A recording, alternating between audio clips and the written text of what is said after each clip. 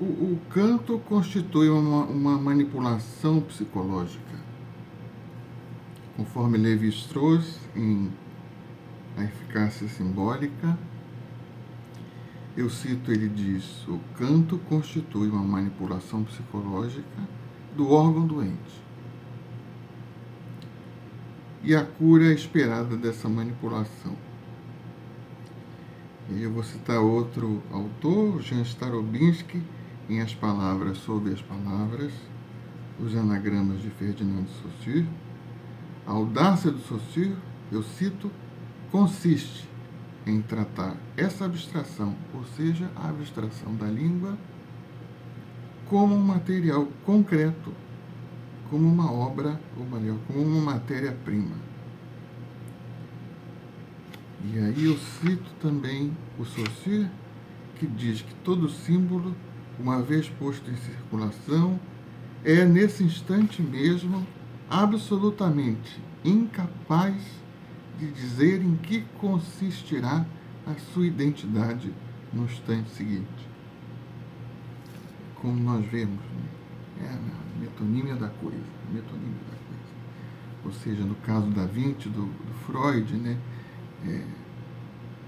Entre o milhafre e o abutre, entre a cegonha ou a garça, nos artigos sobre os, não sei se é nos 3 ensaios ou se é no Pesquisas Sexuais Infantis. Pois bem, de onde vêm os bebês?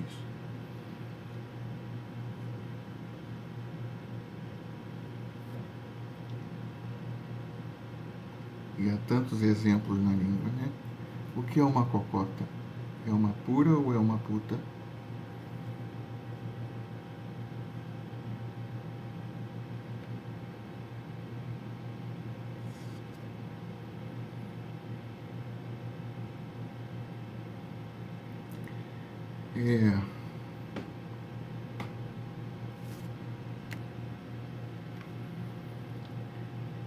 A metonímia é o tempo que corre, o rio que flui, que cula, o fleuve que cula, né? Na pura horizontalidade do tempo. Né? E na luta, eu continuo com Lévi-Strauss, né? Na luta contra os excessos cometidos pelos espíritos malfazejos sobre os espíritos das parturientes enfermas, o Lévi-Strauss nos relata um procedimento estilístico em que pouca atenção é dada ao exorcismo em si. Então vai predominar nesse procedimento de cura xamanística, que é análogo à cura analítica, como que uma narrativa, que é a descrição detalhada acerca do histórico malsão da paciente do xamã. Né? O Lévi-Strauss vai estudar um espírito chamado Mu, M-U, e ele vai dizer que predomina, ou melhor, que passar-se-á da realidade ao mito, da articulação entre o fisiológico e o mítico. O objetivo do rito é, portanto, não abolir a distinção, o objetivo do rito é, portanto, do rito xamanístico, abolir a distinção entre o fisiológico e o mítico, introduzindo assim a dimensão do significante. É uma relação de símbolo à coisa simbolizada, ou, para empregar o vocabulário dos linguistas, de significante a significado. A hipótese do acoplamento silábico confere atenção extrema à substância fonética das palavras, conforme Starobinski ressalta. Substância fonética das palavras. Por mais que alguns analistas quisessem se desviar do complexo de Édipo, dizendo que no século XXI a gente deveria ir além do Édipo, né? Eu estou com Freud quando ele diz que toda uma descoberta importante pode ruir quando começamos a ceder em coisas simples como o nome. Observando cronologicamente o desenvolvimento teórico freudiano, nós não podemos deixar de nos impressionar com o grande esforço de Freud em conceber o Édipo. Mais do que isso, encontramos em seus textos um sofrimento no que diz respeito à investigação sobre a diferença sexual, o real da não inscrição da diferença sexual no psiquismo e o enigma da feminilidade. O que é ser mulher? Podemos dizer seguramente que o amor ao feminino fez Freud inaugurar a psicanálise, sim. Começando com os 3 ensaios em 1905 e seus adendos posteriores de 1910, 1915 e 1920, o Freud nos faz viajar pela feminilidade, partindo da inveja do pênis até o reconhecimento da vagina. Nesse primeiro momento teórico, ele ainda concebe um perfeito paralelismo entre os meninos e meninas no que se refere à sexualidade.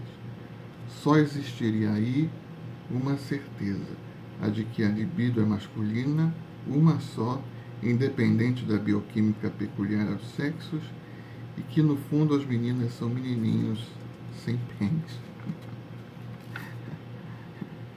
No entanto, a sua incansável busca pela verdade e as experiências clínicas irão perturbá-lo, Irão perturbar o Freud, pai da psicanálise. Até o reconhecimento da vagina pela menina, o Freud ele se vê inquieto com 4 fenômenos psíquicos que distinguem as meninas dos meninos. A saber, o complexo de inferioridade, os ciúmes, a longa duração da ligação mãe e filha, quer dizer, uma sexualidade rudimentar e pré-edipiana ainda. Quer dizer, a hostilidade mútua inconsciente é uma marca desse período entre a menina e a mãe, onde uma mãe pode psicotizar a menina pelo olhar.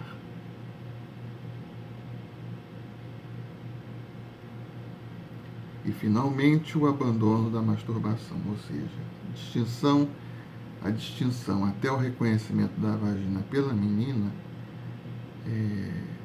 Nesse percurso, Freud se vê inquieto com 4 fenômenos psíquicos que as distinguem dos meninos, repetindo: o complexo de inferioridade, os ciúmes, a longa duração da ligação mãe-filha e o abandono da masturbação. A menina vai deixar um pouco o clitóris de lado, é o que se espera, e vai se dedicar à vagina. Há de se dedicar à vagina, e isso constitui para Freud uma identidade. Então, para Freud existe uma identidade que para o Lacan não existe, A identidade constitutiva da mulher se dá do abandono do clitóris até a descoberta da vagina. Exatamente esse movimento do clitóris à vagina parece ser o que se pode chamar freudianamente de aumento da feminilidade ou tornar-se mulher. Identidade feminina em Freud. Existe, portanto, um caminho teórico sobre a feminilidade, quer dizer, os 3 ensaios de 1905, as teorias sexuais infantis de 1908, a organização genital infantil de 1923, consequências psíquicas da distinção anatômica de 1924, sexualidade feminina de 1931 e feminilidade de 1932. Então tem todo um percurso freudiano sobre a feminilidade, e quem diz que a feminilidade é coisa de mulher que vai de 1905 a 1932, cronologicamente.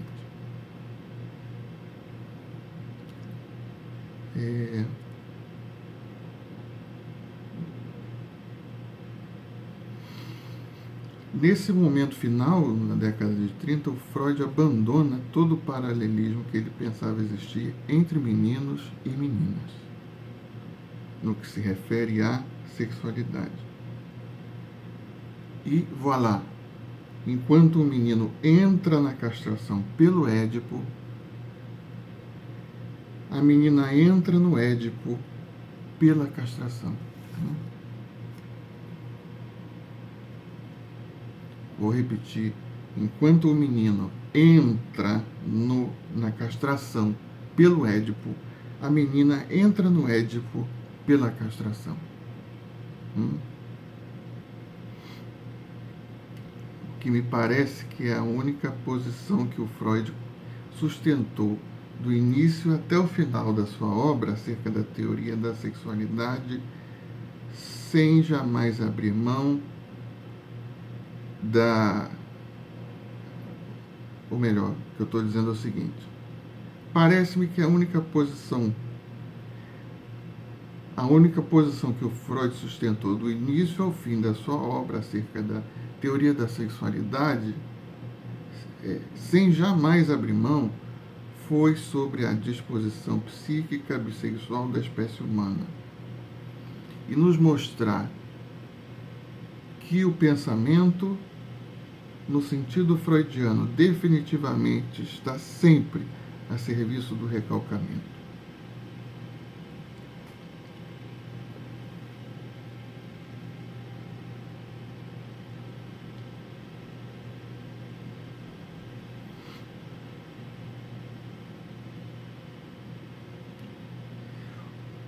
No meu entendimento, para o Freud, não é possível fazer uma metapsicologia sobre a consciência.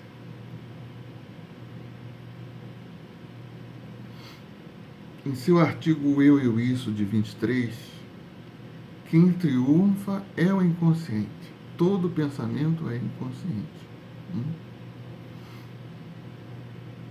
E ele diz, no Eu e o Isso, de 23, que uma consciência da qual nada se sabe parece-me muito mais absurda do que algo mental que é inconsciente. Repetindo, uma consciência da qual nada se sabe parece-me muito mais absurda do que algo mental que é inconsciente.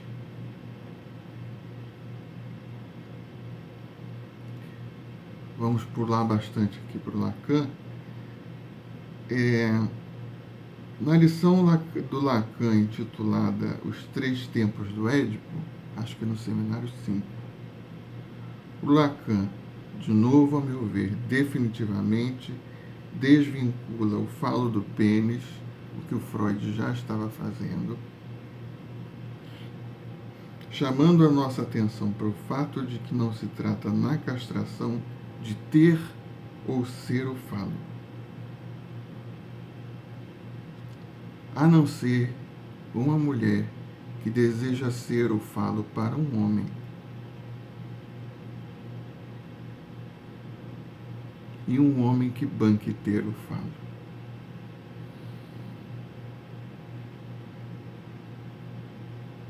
Para uma mulher.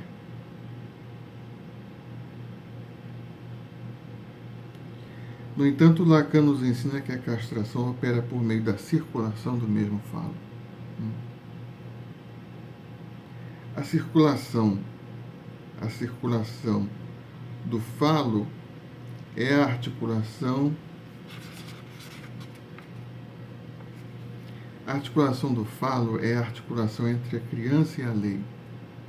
Em todo esse trajeto que eu tenho contado.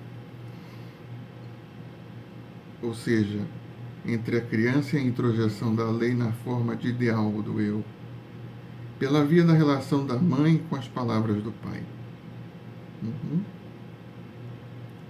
A fala do pai intervém efetivamente no discurso da mãe, repetindo. A fala do pai intervém efetivamente no discurso da mãe.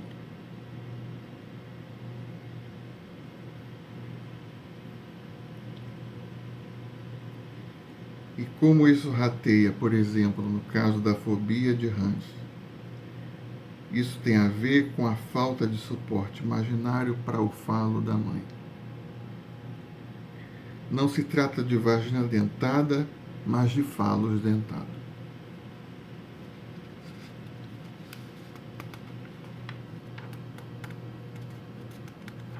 No Lacan, portanto, os chamados 3 tempos do Édipo são, primeiro, a relação dessa criança com o desejo da mãe, que é desejo de desejo. Segundo, a relação da mãe com o discurso do pai, que é o para além da mãe. E terceiro momento, terceiro tempo, né? A identificação da criança com o pai. Então, os 3 tempos do Édipo são, primeiro tempo, a relação da criança com o desejo da mãe, desejo de desejo. Segundo tempo, a relação da mãe com o discurso do pai, que é um para além da mãe. Né? E terceiro, a identificação da criança com o pai, terceiro tempo. Então, primeiro tempo do Édipo, desejo de desejo. Segundo tempo do Édipo, para além da mãe. E terceiro tempo do Édipo, a identificação da criança com o pai. O desafio da nossa clínica, hoje e sempre, é o de ir não além do Édipo, não, mas propor que o chamado indivíduo não seja apenas um precipitado de identificações inconscientes. Muito obrigado.